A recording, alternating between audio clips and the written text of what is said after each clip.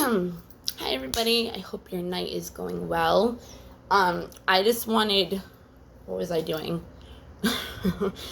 I was gonna say something real quick about something, but then make an actual video for something else. So, what I'm going to say is, I don't know if anybody knows what the 4 temperaments are.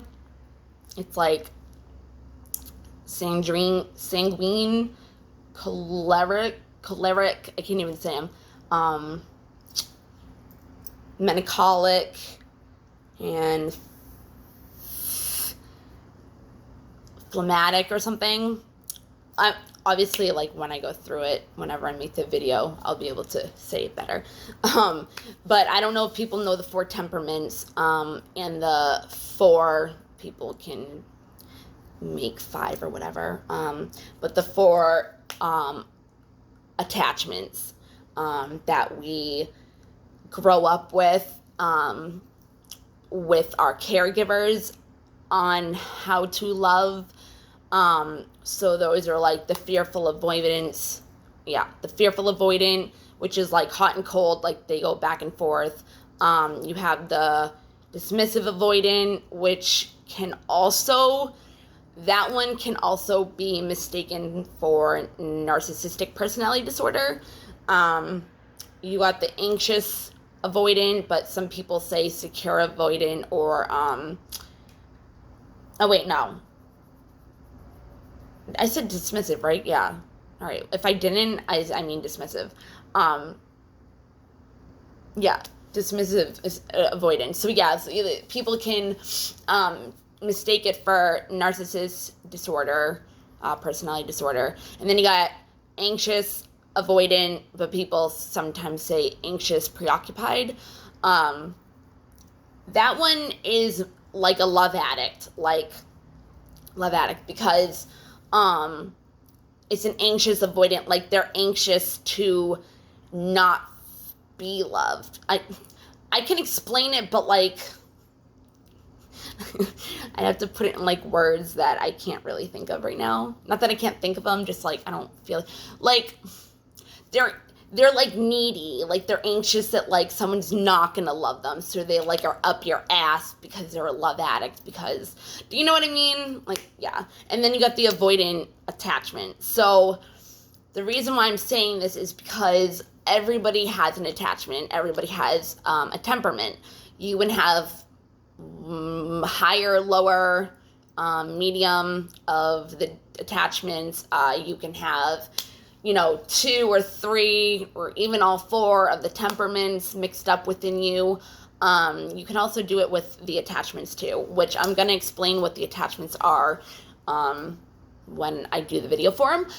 But I'm doing this because they're love attachments. They're, how we are in our relationships and why we're that way and why it relates to our childhood and our upbringing with our caretakers. So the reason why I'm doing this is because if you can figure out your attachment and you can figure out that you do the attachment, don't try to label your partner, but if you can figure out like what like kind of traits they have, you can look into, and I'm going to go over, you can look into what their love language is. You know what I mean? Like how to be in a relationship with that type of attachment or that type of tolerant, or, putting them both together. So yes, this is a relationship thing, but it's also kind of like psychology, and this is the kind of stuff I love. So I'm going to put it all together. And it's still about love and relationships and stuff like that, but I just get to use my psychology like smarts. Okay, so yeah, so we're gonna go through that. I'll go through each one and their love, what is it called? Love, why can't I think of it?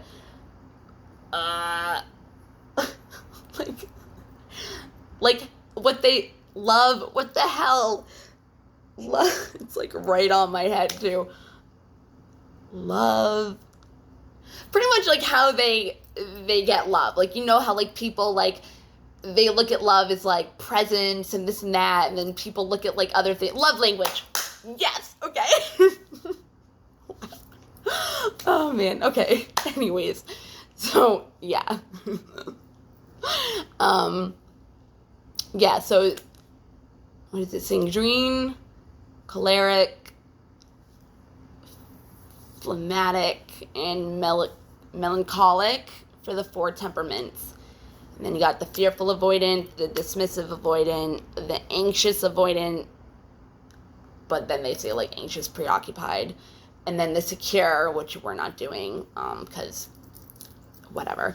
And then you have the avoidant attachment. So we're going to see what their love languages are, how you can be in a relationship, or know better how you can be in a relationship with somebody that has these types of titles, but we're not going to literally label people what they are, you know what I mean, just like their traits, and kind of have more of the idea of how these attachments and more of the attachments, not really the temperaments, but you can see why your partner is that way, how to like understand them, you know what I mean, because most of the time it's not even you, it's within them, and their attachments are a huge thing to know about somebody. Like, then you can work with them, and you know better, you know what I mean, like you don't take everything personally, like you know it's something within them.